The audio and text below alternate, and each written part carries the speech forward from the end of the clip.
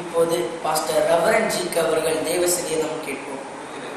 இந்த கால வேளையில எதையெல்லாமோ பேசிக் கொண்டிருக்கிறத விட எனக்கு ஜபங்க ஜபிக்கல, எனக்கு இவங்க ஜபிக்கல, அவர்கள் மேல் பணிகள் இவர்கள் மேல் பணிகளை போட்டு முறுமுறுத்து வாழ்ந்து கொண்டிருக்கிறது போதும். குறைகள் பேசுறது போதும், குறைகளே பார்த்து கொண்டிருக்கிறது போதும். நிறைவானதை பார், நிறைவானதை நிறைவானது வரும்போது குறைவானது அகன்று போகும். பேதருடைய வாழ்க்கையில பாருங்க, குறை தோல்வி என்ற குறை.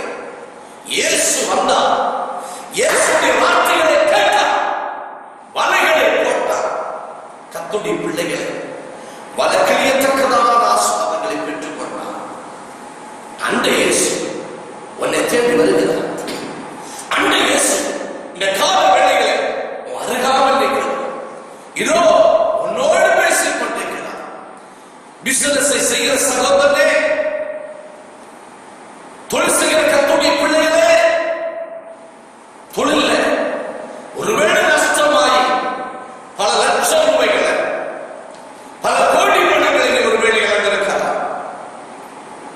உன் சுய ஞானத்தின்படி நடந்து எல்லாத்தையும் இழந்து வேதனையோடு நீ அமர்ந்து கொண்டிருக்கிறார். நான் என்ன செய்வது? கடன் அடைக்க முடியவில்லை, என் சொத்துக்கள் எல்லாம் நான் இழந்து விட்டேன், என் வருமானங்கள் எல்லாம் நின்று போய்விட்டது, நான் தற்கொலை செய்து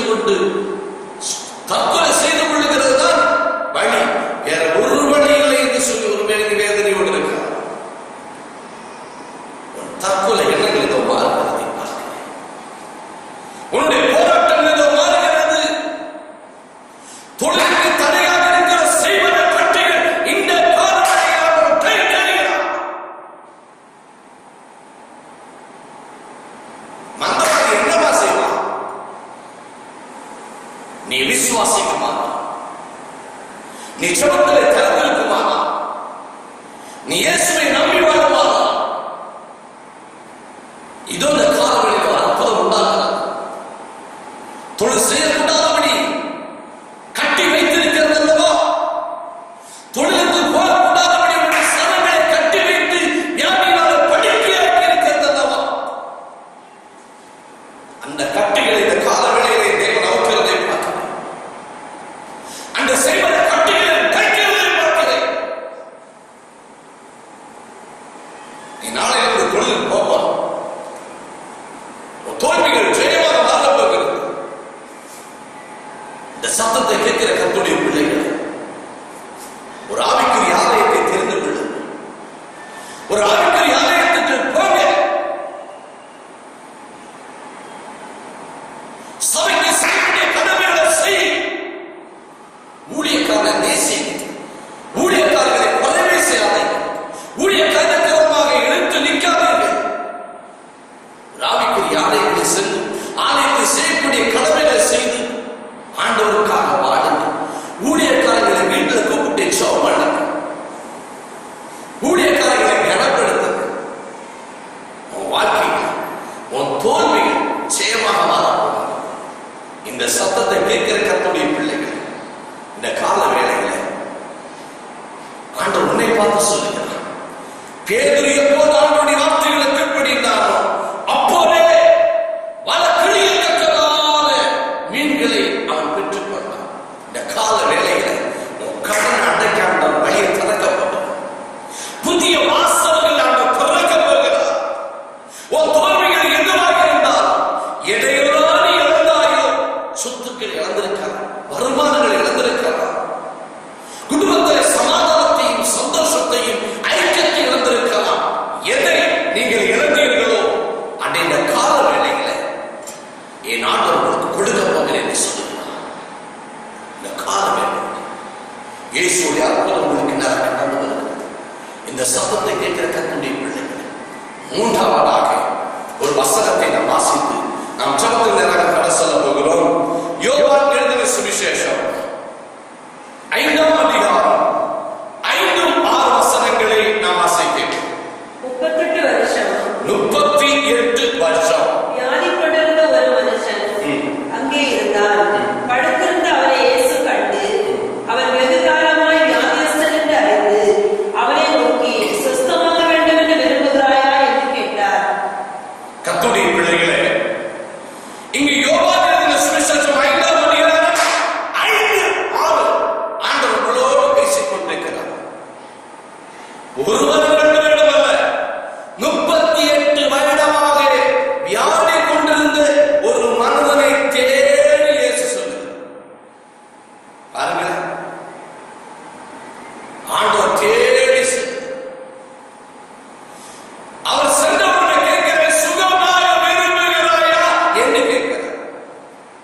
இது உன்னை பார்த்து நீ சுகமாய் விரும்புகிறாயா?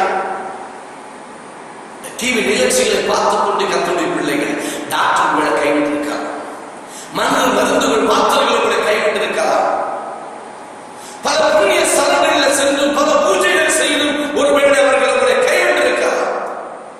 இந்த கால வேளைகளில் இயேசு உங்களை பார்த்து சொல்லி அந்த பெதஸ்தா குளத்தின் கரையிலே சென்று 38 வருடமாக நடக்க முடியாது இருந்த அவரிடத்திலே சென்று நீ சுகமாக விரும்புகிறாயா என்று கேட்டு அவனை சுகப்படுத்தி அவனை நடக்க வைக்கிறார் என்றால் உன் படுத்த படுக்கையிலிருந்து நீ எழுந்து நடக்க போகிற.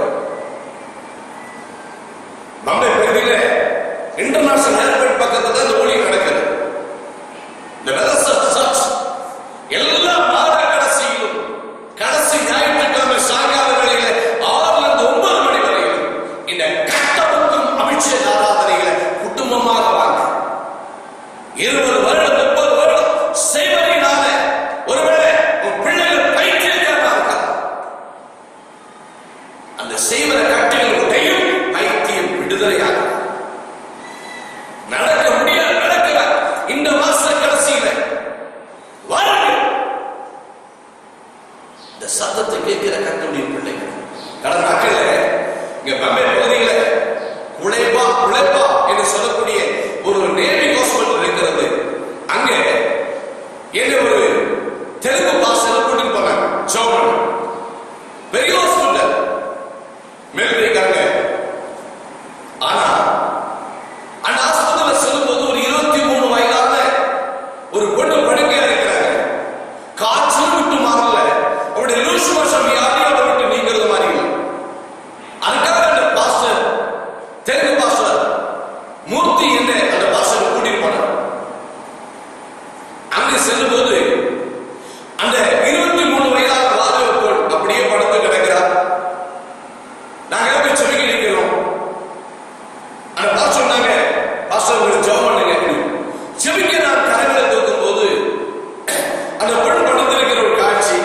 இரண்டாவது அந்த பெட் கட்டில் பக்கத்துல ஒரு வீல் சேர் இருக்கிறது. நான் கேட்டேன், இந்த வீல் சேர் யாருடையது? அப்போது பாஸ்டர் சொன்னாங்க, இந்த பொண்ணு கூட தான். இந்த பொண்ணு நடமாட்டம் இல்லை, பல வருடங்களாகிவிட்டது, நடக்க முடியல. இவன் இந்த வீல் சேர்ல தான் எல்லாரும் செல்கிறது, அவருடைய கடமைகள் எல்லாம் செய்யறது எல்லாமே வீல் சேர் தான். இடுப்பு கீழே 2 காலம் விளங்காம போயிட்டு பல ட்ரீட்மெண்ட் எடுக்க முடியல. இப்ப காய்ச்சல் அதிகமானபடினா அந்த ஹாஸ்பிட்டல் கொண்டு வந்திருக்கிறாங்க.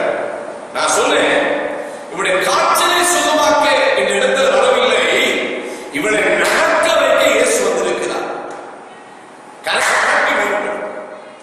கடவுளுடைய பிள்ளைகளை ஒரு சில நிமிஷத்துக்குள்ள வார்த்தைகளை கேட்டு உடனே அநேக டாக்டர்ஸ் பேசுவார்கள். அந்த வாழ்க்கை இருக்கிற அத்தனை பேர்கள் 100கணக்கான குடும்பங்கள் என்னை சுற்றிலுமாக நெருங்கிவிட்டார்.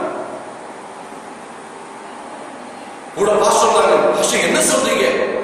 ஐயோ ஏதாவது ஆயிட்டு வெளியே போக முடியாது, பிரச்சனை எப்படி சொல்லிட்டீங்க? கூட கொண்டு வந்தவங்க கூட எல்லாம் பயப்பட ஆரம்பிச்சு. இது இயேசு சொல்லுகிற வார்த்தை. அவருடைய இடுப்புகளை நடக்க முடியாத அவருடைய பெட்ஷீட்டை மாற்றி என் கூட வந்த 2 சகோதரியோட சொல்ல அவரை கீழே இறக்குங்க, தோல்மையை கையில் அப்படியே போட்டு நடக்க வைங்க. முதல் ரவுண்ட் நடந்தவங்க டாக்டர் பேசி சொன்னாங்க, நீங்க இதுக்குள்ள வந்து இப்படி செய்யாதீங்க, நாங்க அலோவ் பண்ண மாட்டோம். ஏன் இப்படி செய்கிறீங்க? பிளீஸ் ஒரு சில நிமிடங்களை கொடுங்க. ஒரு ஊழியக்காரை கேட்டுக்கொண்டபடியினால டாக்டர்ஸ் ஒத்துக்கொண்டாங்க. அப்படியே தோளில கை போட்ட அந்த சகோதரிகள் கூட நடக்க வைத்தா அந்த கால் அப்படியே தூக்கிக் கொண்டே நடக்குது. அப்படியே கால் தூக்கிக் கொண்டிருக்கிறது. ஒரு பக்கம் ஜனங்கள் பரியாசம் பண்ணுகிறாங்க.